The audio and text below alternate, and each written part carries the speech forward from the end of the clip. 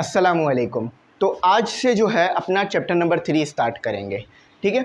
अच्छा, मैं आपसे एक सवाल करता हूँ जिसका जवाब अपने कमेंट सेक्शन में ज़रूर देना है कि ये आपके पास एक बॉक्स है, कितने सालों बाद ये बॉक्स मोशन कर जाएगा खुद ब खुद बगैर कोई फोर्स लगाए? तो इसका जवाब आपने कमेंट सेक्शन में देना है। अगर इसका जवाब नहीं है आपके पास या आपको समझ नहीं आ रहा, वीडियो पूरी देख लो, बात समझ आ जाएगी। अच्छा, आज हमने पढ़ना है न्यूटन्स लॉ ऑफ मोशन, ठीक है। और उसके बाद हम पढ़ेंगे Newton first law of motion, जिसको आप इनर्शिया भी कहते हो या लॉ ऑफ इनर्शिया।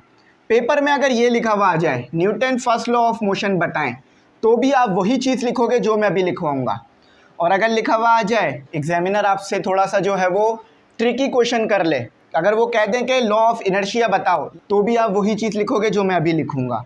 और अगर कह दिया जाए लॉ ऑफ इनर्शिया बताओ, तो भी वही चीज़ लिखोगे जो मैं बताऊंगा। अच्छा, जैसे होता है ना, एक इंसान होता है और उसको निक नेम दे दिए जाते हैं मुख्तलिफ, तो इसी तरह से यहाँ पर भी है। अच्छा, अब ज़रा यहाँ पर समझो, न्यूटन्स लॉ ऑफ मोशन समझाने से पहले मैं एक छोटी सी चीज़ समझाऊंगा कि क्या चीज़ है आपके पास मैकेनिक्स और फिज़िक्स और डायनेमिक्स काइनेमेटिक्स। देखो भाई, साइंस है, सबको पता है साइंस है। साइंस की ब्रांच है फिज़िक्स, जो कि हम हमेशा याद रखते हैं कि physics is the branch of science, physics is the branch of science, ठीक है। तो साइंस की ब्रांच हो गई फिज़िक्स। फिज़िक्स की क्या ब्रांच है? फिज़िक्स की ब्रांच है मैकेनिक्स, ठीक है। साइंस की ब्रांच फिज़िक्स, फिज़िक्स की ब्रांच मैकेनिक्स। मैकेनिक्स की भी दो ब्रांच हैं। अब मैकेनिक्स में आप क्या पढ़ते हो? फिज़िक्स में तो आप बहुत सारी चीज़ें पढ़ रहे हो ना, इलेक्ट्रोमैग्नेटिक, न्यूटन्स के लॉ, मॉडर्न फिज़िक्स और quantum physics, particle physics, geothermal physics, nuclear physics, atomic physics, बहुत सारी फिज़िक्स है। लेकिन वो फिज़िक्स जिसमें आप मोशन और फोर्स को स्टडी करते हो, वो है मैकेनिक्स। अब कौन से हिस्से में मोशन को स्टडी किया जाता है और कौन से हिस्से में फोर्स, तो उसको देख लेते हैं। मैकेनिक्स का वो हिस्सा जिसके अंदर, ठीक है, मैकेनिक्स का वो हिस्सा या वो ब्रांच जिसके अंदर आप मोशन को स्टडी करते हो, उसको आप कहते हो काइनेमेटिक्स, ठीक है, मोशन। अच्छा, काइनेमेटिक्स में आप क्या क्या स्टडी करते हो? डिस्प्लेसमेंट कितना कवर हुआ, वेलोसिटी क्या है और एक्सीलरेशन। ये सारी चीज़ें आपके पास मोशन से रिलेट करती हैं ना, मोशन को बताती हैं, ठीक है। अच्छा, अब डायनेमिक्स, डायनेमिक्स में आप स्टडी करते हो फोर्स को, कि वो कौन सी फोर्स थी जिसने मोशन कराया, ठीक है। बात समझ आ गई? इंशाल्लाह कोई भी मुश्किल नहीं होगी समझने में। इसके जवाब का मैं मुंतज़िर रहूँगा कि आप क्या जवाब देते हो। अच्छा, यहाँ पर एक छोटी सी चीज़ बता दूँ कि गैस पेपर बन गए हैं, ठीक है। गैस पेपर बहुत ही अच्छे हैं माशाल्लाह से, चैप्टर वाइज हैं और तमाम सब्जेक्ट के हैं। गैस पेपर की फ़ीस रखी है 200, ठीक है, PDF की। ये PDF की फ़ीस है। अच्छा, इस गैस पेपर में आपको तमाम ही वो इंपॉर्टेंट क्वेश्चंस देखने के लिए मिल जाएंगे जो बोर्ड के पेपर में आ सकते हैं। तो इजी पैसा नंबर आ रहा होगा स्क्रीन पर, उसी पे आप इजी पैसा करो और स्क्रीनशॉट उसी इजी पैसा नंबर पे सेंड कर दो। टीचर आपको फ़ौरन आपके PDF सेंड कर देंगे और आप इंशाल्लाह बहुत ज़्यादा खुश होगे उन PDF को देखकर और बहुत अच्छे नंबर लेकर आओगे। अच्छा, अब आ जाओ ज़रा हम न्यूटन्स लॉ ऑफ मोशन को स्टडी करते हैं। अगर आपसे कोई पूछ ले कि बेटा आपने 9 पढ़ ली, 10th पढ़ ली, फर्स्ट ईयर पढ़ ली, मुझे ये बताओ कि न्यूटन्स लॉ ऑफ मोशन क्या होते हैं, तो आप क्या जवाब दोगे? सर वो लॉ जिसमें मोशन होता हो? नहीं, वो लॉ जिसमें जो है आप फोर्स को पढ़ते हो जो कि ऑब्जेक्ट पे लग रही होती है। अगर आपसे कभी भी कोई ज़िंदगी में पूछ ले कि न्यूटन्स लॉ ऑफ मोशन क्या है, तो आप क्या बोलोगे? वो लॉज जो कि फोर्स के बारे में बताएं और लग किस पर रही होती है? एक्ट ऑन ऑब्जेक्ट, जो कि ऑब्जेक्ट पे लग रही होती है। जो लगती है फोर्स, जो लगती है एक्ट्स ऑन ऑब्जेक्ट। बात समझ आ गई ना? चलो, ये चीज़ समझ में आ गई। अब सर आइजैक न्यूटन के बारे में भी थोड़ा सा पढ़ लेते हैं और उनकी जो ये काम है, जो ये लॉ है, इस बारे में भी देख लेते हैं। Sir Isaac Newton laws of motion explain the relationship between a physical object and the force acting upon it, ठीक है। वही बात है जो मैंने कही कि ये जो सर आइजैक न्यूटन्स के लॉज हैं मोशन के, ये आपको बताते हैं कि किस तरह से फोर्स जो है वो किसी ऑब्जेक्ट पे लग रही है और क्या क्या तरीक़ेकार होंगे, जिसे हम अभी किधर पढ़ेंगे?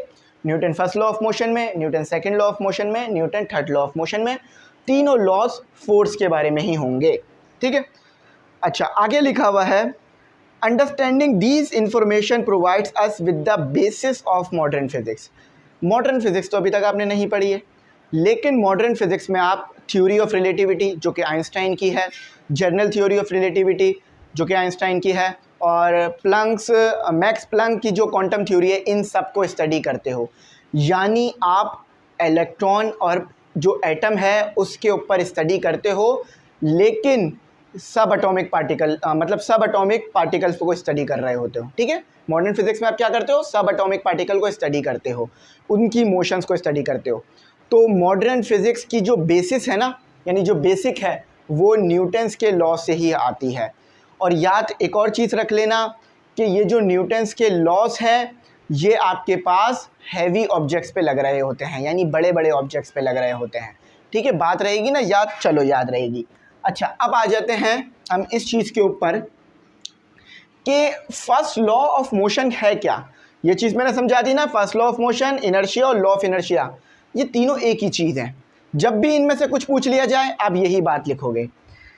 लॉ ऑफ इनर्शिया या first law of motion, Newton first law of motion क्या कहता है? न्यूटन का जो फर्स्ट लॉ है वो ये कहता है कि अगर कोई चीज़ रुकी हुई है तो वो हमेशा रुकी रहेगी। क्या कह रहा है लॉ? कि अगर कोई चीज़ रुकी हुई है वो हमेशा रुकी रहेगी जब तक उस पर कोई फोर्स ना लगे। मैं उम्मीद करता हूँ अब इसका कॉन्सेप्ट आ गया होगा। इसको यहाँ पे लिख लो। क्या बात है? व्हेन समथिंग इन रेस्ट, अगर कोई चीज़ रेस्ट में है तो वो it will remain at rest, वो हमेशा रेस्ट में रहेगी या वो रेस्ट में रहेगी, unless external force act on it, जब तक कोई उस पर फोर्स ना लगे। अब मैं आपको ज़रा एग्जांपल देता हूँ। ये आपने एक बॉक्स ला के रख दिया ज़मीन पर और आप रख कर भूल गए, तो कितने सालों बाद ये बॉक्स जो है वो खुद से मोशन करने लग जाएगा? 10 साल बाद, 5 साल बाद, 50 साल बाद, 1000 साल बाद। तो कभी भी ये बॉक्स खुद से मोशन नहीं करेगा जब तक आप उस पर कोई फोर्स ना लगाओगे। तो क्या लिखा हुआ है? When something in rest it will remain at rest unless external force act on it. बात बहुत सिंपल थी, समझ में आ गई सर, बहुत अच्छी समझ में आ गई बात। मैं यहाँ पर खड़ा हो जाऊँ, ठीक है, और बिल्कुल भी ना हिलूँ, तो कितने सालों बाद मैं खुद ब खुद मोशन करूँगा? कभी भी खुद मोशन नहीं करूँगा। जब तक कोई मुझ पर आके फोर्स या धक्का ना लगाए, मैं मोशन नहीं करूँगा। फोर्स की स्टडी हो रही है ना, तो यही तो बोला था न्यूटन के फर्स्ट लॉ में फोर्स की स्टडी होगी। पहला पॉइंट ये है, पहली स्टेटमेंट ये है इस लॉ की। अब इसमें एक और स्टेटमेंट भी है, एक और बात भी है। वो क्या है? और यही लॉ ऑफ इनर्शिया भी है और यही जो है वो इनर्शिया है आपके पास। ठीक है, सेम चीज़ है। व्हेन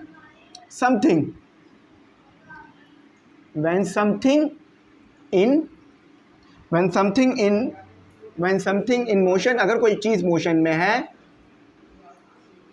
तो वो इट विल रिमेन, तो वो रहेगी,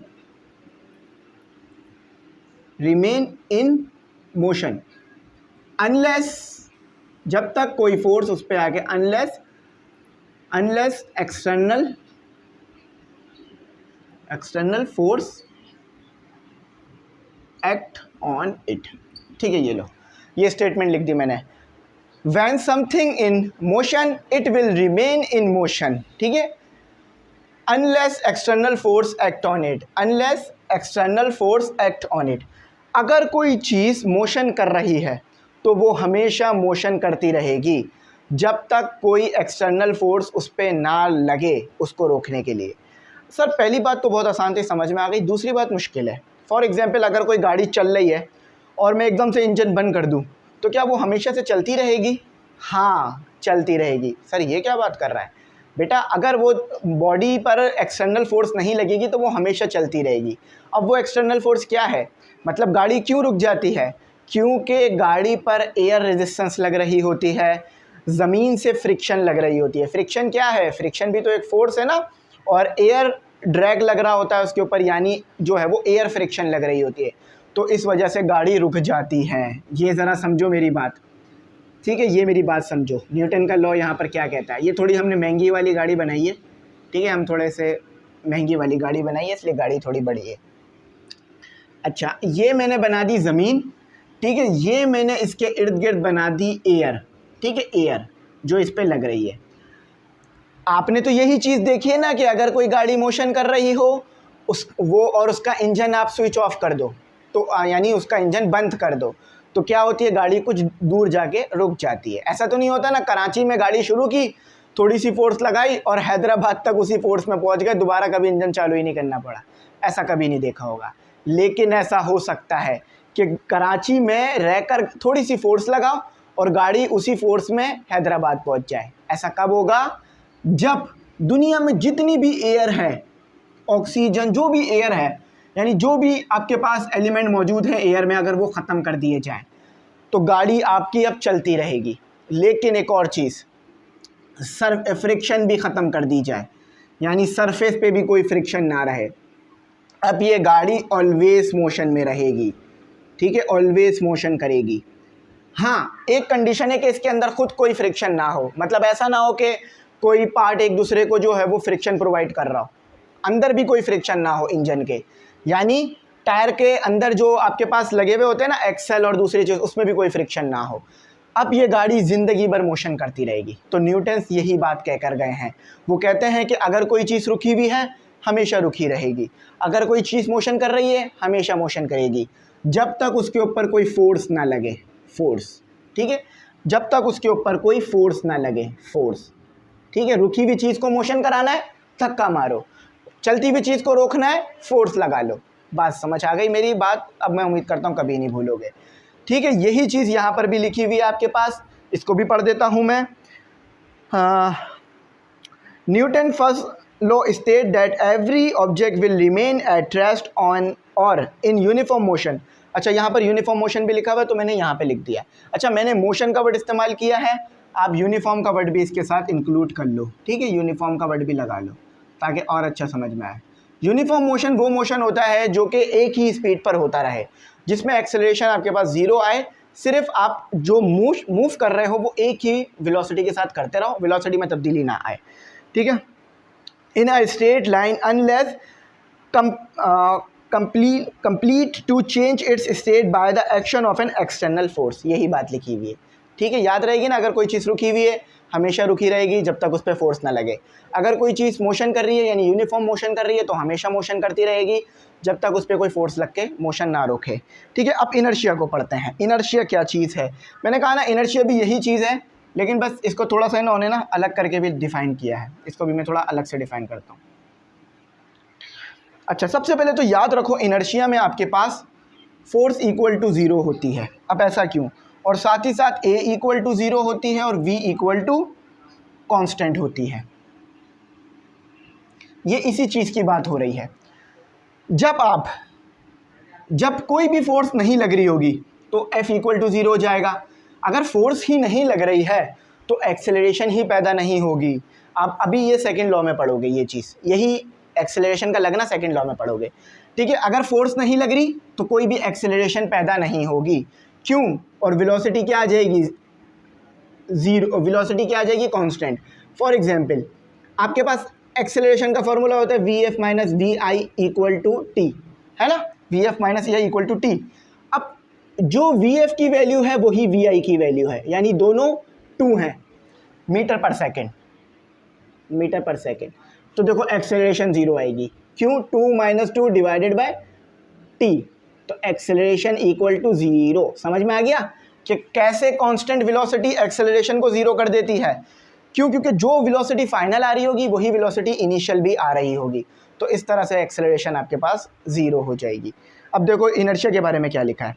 the property by virtue of which a body composes any change in its states of rest और of uniform motion is known as inertia. Inertia क्या है? कि जो कि अपने हालत को चेंज होने से रोके। देखो इधर भी तो यही हो रहा है ना, इस लॉ में भी तो यही हो रहा है, first law, Newton first law of motion में भी यही हो रहा है ना, कि जो चीज़ रेस्ट में है वो कोशिश कर रही है अपने आप को रेस्ट में रखे। और देखो यहाँ भी तो यही हो रहा है ना कि गाड़ी मोशन कर रही है, गाड़ी कोशिश कर रही है कि मैं मोशन करती रहूँ, लेकिन एक्सटर्नल फोर्स उसको रोक रही है। तो इनर्शिया क्या है? इनर्शिया बॉडी की एक खसूसियत है। इनर्शिया क्या है? बॉडी की एक खसूसियत है जो कि कोशिश करती है कि बॉडी को उसकी ओरिजिनल कंडीशन में बहाल रखे। फॉर एग्ज़ाम्पल, मैं खड़ा हूँ, अगर कोई मुझे धक्का लगाएगा तो उसको भी एक फ़ोर्स महसूस होगी, लेकिन धक्का लगते ही मैं आगे नहीं बढ़ूँगा, थोड़ा टाइम लगेगा फिर आगे बढ़ूँगा। यानी मेरी बॉडी कोशिश कर रही है कि वो रेस्ट में ही रहे, लेकिन धक्का यानी फ़ोर्स लगाने की वजह से मैं आगे बढ़ जाता हूँ। फॉर एग्ज़ाम्पल, मैं मज़े से गाड़ी ड्राइव कर रहा हूँ, अगर कोई सामने आ जाए, खुदा ना खास्ता चलो कोई पेड़ सामने आ जाए, किसी चीज़ को नहीं लेते, पेड़ को ले लेते, तो गाड़ी डायरेक्ट तो नहीं रुकेगी ना, थोड़ा टाइम बाद रुकेगी। यानी गाड़ी कोशिश करती है कि मैं मोशन ही करती रहूं। तो यही चीज़ इनर्शिया है कि जैसी भी कंडीशन हो वही बरकरार रहे। यानी अगर गाड़ी रुकी हुई है तो रुकी ही रहे, मोशन कर रही है तो मोशन ही करती रहे। जब गाड़ी रुकी हुई होगी फोर्स ज़ीरो, जब गाड़ी मोशन कर रही होगी एक्सेलरेशन ज़ीरो। क्यों? क्योंकि मोशन कांस्टेंट वेलोसिटी के साथ हो रहा होगा। अब ये चीज़ आपने तो समझ ली, बहुत आसान चीज़ थी। अब इसी चीज़ को थोड़ा सा एग्जाम्पल से भी समझते हैं ताकि आपको बात और अच्छी समझ में आए। इसका स्क्रीनशॉट ले लो चाहो तो। अब इसको समझते हैं, फिजिकल एप्लीकेशन ऑफ इनर्शिया और न्यूटन। देखो, इनर्शिया और इक्वल टू न्यूटन, अभी आप कंफ्यूज हो रहे होगे कि मैंने इसको और लिखा हुआ था, कुछ और तो नहीं बता दिया। तो देखो यहाँ भी ये बात प्रूफ हो गई कि हाँ जो मैंने बताया सही है। फिजिकल एप्लीकेशन ऑफ इनर्शिया और न्यूटन्स फर्स्ट लॉ या फर्स्ट लॉ ऑफ मोशन, जिसे मैं पूरा ऐसे पढ़ता हूँ। फिजिकल एप्लीकेशन यानी आम जिंदगी में आपको ये चीज़ें कहाँ देखने के लिए मिलती हैं, ठीक है? अपनी फिजिकल लाइफ में इनर्शिया और न्यूटन का फर्स्ट लॉ ऑफ मोशन कहाँ देखने के लिए मिलता है? आपने कभी किसी को चलती हुई बस से उतरते हुए देखा है? देखा होगा ज़रूर। अगर वो छलांग लगा दे चलती हुई बस से, तो क्या होता है कि वो यूं करके गिरता है, यानी उसके पाँव आगे की तरफ जाते हैं, वो पीछे की तरफ गिरता है ना? जैसे मैं देखो बस में खड़ा हूँ, स्टेबल हूँ, लेकिन मैं बस से बाहर की तरफ कूद जाऊँ तो मेरा मुँह सर पीछे की तरफ जाएगा। क्यों? क्योंकि मैं आगे बढ़ने की कोशिश कर रहा हूँ। सर पीछे की तरफ, पाँव आगे की तरफ निकल जाएंगे। क्यों? क्योंकि मेरे पाँव बस में रखे हुए थे। तो यही चीज़ होती है इनर्शिया। यानी वो इनर्शिया कहता है कि अगर चल रहे हो तो चलते रहो, रुके हुए हो तो रुके रहो। अगर चलते हुए रुकोगे तो मैं आपको झटका दूंगी, और अगर रुके हुए हो और चलोगे तो मैं आपको झटका दूंगी। ऐसा होता है। इसकी एक और सबसे बेहतरीन एग्जाम्पल, गाड़ी चल रही है, आप सब लोग इंजॉय कर रहे हो, गाड़ी वाले ने एकदम से ब्रेक मारा। जैसे ही वो ब्रेक मारेगा आप सब आगे की तरफ जाओगे। क्यों आगे की तरफ गए? आप तो रेस्ट में थे ना गाड़ी में, यानी आप तो मोशन नहीं कर रहे थे। नहीं, आप तो रेस्ट में थे, लेकिन फिर भी आप पे इनर्शिया उस वक्त लग रहा था। यानी गाड़ी भी चल रही थी, आप रेस्ट में थे, लेकिन जैसे ही गाड़ी तो रुक गई, लेकिन आपने आगे मोशन करना आप शुरू कर दिया। तो जब भी कहते हैं सीट बेल्ट पहन के लगो, सीट बेल्ट पहन के रखो ताकि इनर्शिया ना लगे आपके ऊपर। अच्छा, अब देखो फिजिकल एग्जाम्पल यहाँ पे पढ़ देते हैं। When a moving car suddenly stop, passenger head gets pulled in the forward direction. To prevent this action, driver fasten seat belt. तो आपने देखा होगा ना, गाड़ी चल रही हो और एकदम से गाड़ी में ब्रेक लगे तो आपका सर आगे की तरफ जाके सीट से या जो डैशबोर्ड है उस पर लगता है अगर गाड़ी में बैठे हुए हो तो इस चीज़ को दूर करने के लिए आप क्या करते हो? आप बेल्ट लगा लेते हो, यानी सीट बेल्ट। अब बसों में तो सीट बेल्ट नहीं होता ना, आपने देखा होगा, ड्राइवर के लिए होता है, लेकिन आम कंडक्टर्स के लिए, आम पैसेंजर्स के लिए नहीं होता। When we hitting use mattress by a stick, dust particles come out of it. अच्छा, जब हम हिट करते हैं किसी मैट्रेस को तो उसमें से डस्ट पार्टिकल बाहर आते हैं। क्यों? क्योंकि वो रेस्ट में होते हैं। तो जैसे ही आप मैट्रेस को नीचे ले जाते हो, मैट्रेस पे मुक्का मारते हो, लेकिन डस्ट पार्टिकल वो वहीं रुकते हैं और फिर ऊपर की तरफ आ जाते हैं। In order to catch a moving bus safely. अच्छा, अब ये बात इनको यहाँ लिख के नहीं देनी चाहिए थी, लेकिन लिख के दे दी है। आपने देखा होगा बहुत सारे स्टूडेंट्स को कि वो बसों से आते हैं और जाते हैं। अगर आप चलती हुई बस को डायरेक्ट पकड़ लो तो आप पीछे की तरफ जाओगे और रगड़ते हुए चले जाओगे। तो कहा जाता है कि जब बस चल रही हो ना और आपने उसे पकड़ना हो तो पहले खुद दौड़ना शुरू करो, हैंडल पकड़ो, फिर बस में चढ़ जाओ, ठीक है?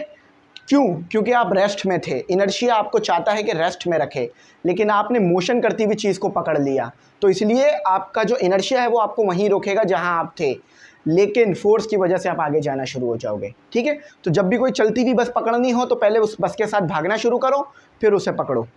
वैसे इस तरह की कोई भी कोशिश कभी भी नहीं करना, बस रुकी हो जब भी बैठना। व्हेनेवर, ये बहुत ज़्यादा रिस्की हो सकता है, बहुत ज़्यादा ख़तरनाक, कभी नहीं करना ज़िंदगी में। ये सिर्फ पढ़ने के लिए लिखा हुआ है, करने के लिए नहीं लिखा गया है।